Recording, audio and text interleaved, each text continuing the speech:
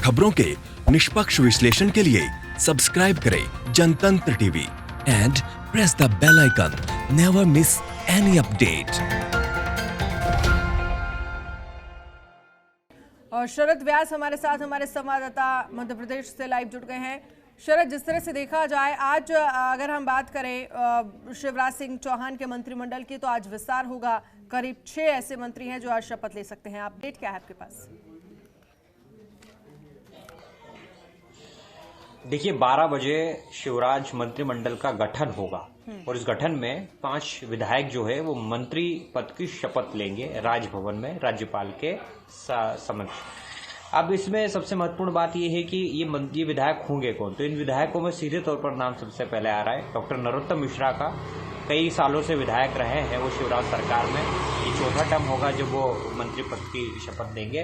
संकट मोचन कहा जाता है तो उनका नाम एक प्राथमिक तौर पर ये माना जा रहा है कि वो मंत्रिमंडल में शपथ लेंगे। तुलसीराम सिलावट इसलिए क्योंकि ज्योतिरादित्य सिंधिया के बहुत नजदीकी माने जाते हैं। पूर्व की कांग्रेस सरकार में वो स्वास्थ्य मंत्री थे, इसलिए उनका नाम भी कहीं ना कहीं इसमें नाम शामिल हो सकता है और किसी प्रकार का संदेह नहीं कि वो भी मंत्री बनेंगे।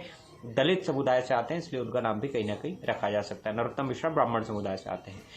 उसके बाद आते हैं कमल पटेल आते हैं। तो कमल पटेल भी एक ऐसा नाम है जो शिवराज सिंह चौहान की पसंद है। शिवराज सिंह चौहान के साथ वो लंबे समय तक रहे हैं। तत्कालीन समय में उन्होंने बहुत बेहतर काम किया था, तो इसी वजह से उनका नाम भी हरदा से आते हैं मूलतः कमल पटेल। तो कमल पटेल का नाम भी इसमें शामिल है। कमल पटेल भी बनाए जा सकते हैं। मीना सिंह है, आदिवासी नेता मानी जाती है। मीना सिंह भी शिवराज सिंह चौहान की नजदीकी मानी जाती है। उनके अच्छे ताल्लुकात होने की वजह से मीना सिंह को मौका दिया जा सकता है, जिम्मेदारी पद पर मौका दिया जा सकता है। तो मीना सिंह का नाम भी इसमें है। गोविंद सिंह राजपूत ज्योतिरादित्य सिंधिया के सबसे नजदीकी माने जाते हैं और पिछली सरकार में उन्होंने परिवहन मंत्रालय संभाला था। संभवतः माना जा सकता है कि उनको इस बार भी कोई बड़ा मंत्रालय मिल सकता है। भूपेन्द्र सिंह, बिसाहूलाल साहू और गोपाल भार्गव, ये 3 नामों पर अभी संदेह है कि इन 3 नामों पर किस तरह की जिम्मेदारी दी जा सकती है। हालांकि इन 3 नामों को सूचना दी गई है, लेकिन केवल 5 लोगों के नाम है इसमें। यानी 5 विधायकों को मंत्री बनाया जा सकता है और एक खुद मुख्यमंत्री इसमें रहेंगे। यानी कि 6 लोगों का एक छोटा सा मंत्रिमंडल होगा ये, और इस मंत्रिमंडल के आधार पर मध्य प्रदेश में काम होगा। लेकिन जब आगामी समय में जब विस्तार होगा 3 तारीख के बाद या उसके आगे जब भी योजना बनेगी विस्तार की, तब बाकी लोगों के नाम इसमें सम्मिलित करते जाएंगे। मध्य प्रदेश में अधिकतम 34 विधायकों को मंत्री बनाया जा सकता है। तो ये कहीं ना कहीं आने वाले समय के लिए भी गुंजाइश अभी बाकी रहेगी।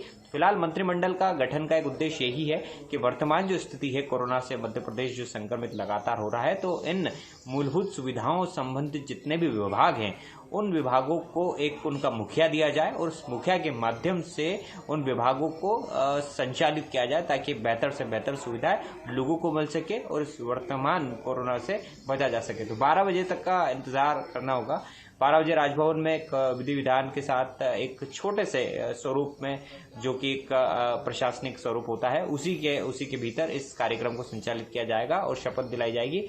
और उसके बाद सभी विधायक जो मंत्रिमंडल की शपथ लेंगे वो फिर विधि विधान से मध्य प्रदेश में काम करते हुए नजर आएंगे। जी, और बिल्कुल कहीं ना कहीं ये जरूरी भी है, क्योंकि जिस तरह से देखा जाए लगातार अगर विपक्ष की बात करें, ये आरोप लगाया जा रहा था कि स्वास्थ्य मंत्री है नहीं मध्य प्रदेश में, क्योंकि जिस तरह से देखा जाए जिस समय सरकार गिरी थी और उसके बाद जब शिवराज सिंह चौहान फिर से सीएम बने थे, उस समय कोविड-19 से लेकर पूरा देश लड़ा था और उस समय ऐसी स्थितियां नहीं थी कि मंत्रिमंडल का विस्तार किया जाए। लेकिन अब ये संभव है और अब ये हो रहा है।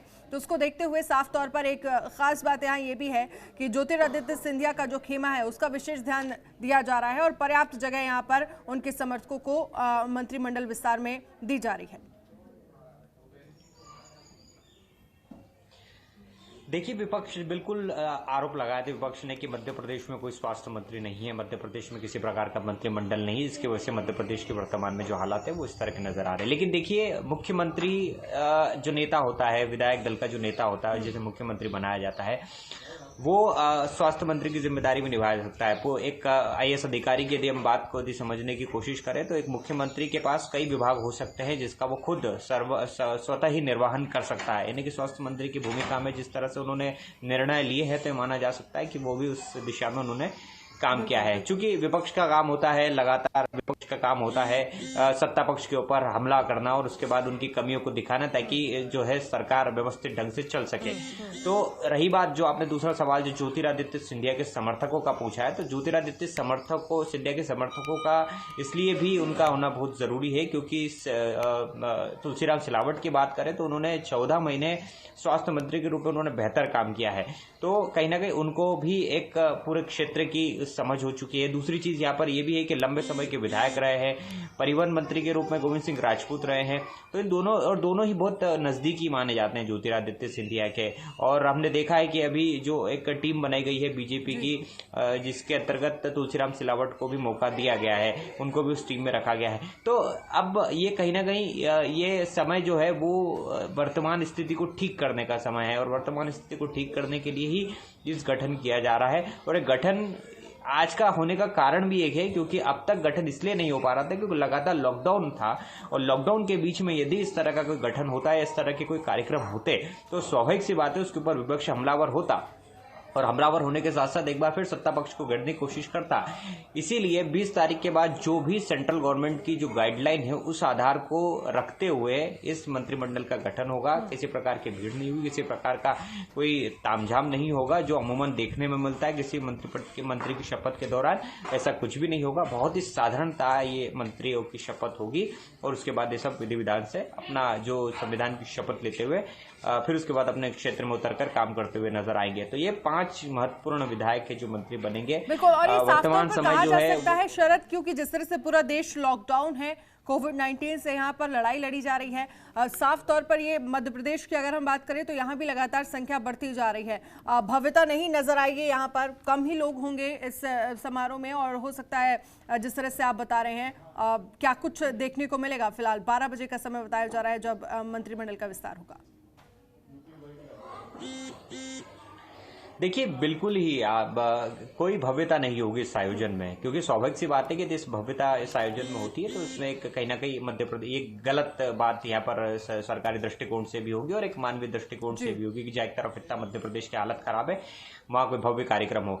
इसीलिए हमने देखा है कि जो वर्तमान में जो सरकार है उसने अपने जितने भी आयोजन है और तात्कालीन सरकार जो थी उन्होंने जब से उनको पता चला था तो सभी ने अपने आयोजन को पूरी तरह से रद्द कर दिया। बीजेपी संगठनात्मक तौर पर कई उनके कार्यक्रम होते हैं वो सभी रद्द कर दिए गए। बीजेपी के स्थानीय चुनाव की बात कर ले या फिर अन्य चीजों की बात कर ले, संगठन स्तर पर किए जाते हैं। तो इसीलिए मंत्रिमंडल की शपथ बृहद पैमाने पर हो या सूक्ष्म पैमाने पर यह विषय नहीं है। विषय यह है कि यहाँ पर विभाग को उनका मुखिया मिले और मुखिया मिलने के बाद इस संक्रमण को रोकने के लिए बेहतर और सुचारू काम करे ताकि मध्य प्रदेश की जनता को इससे निजात मिल सके। जी।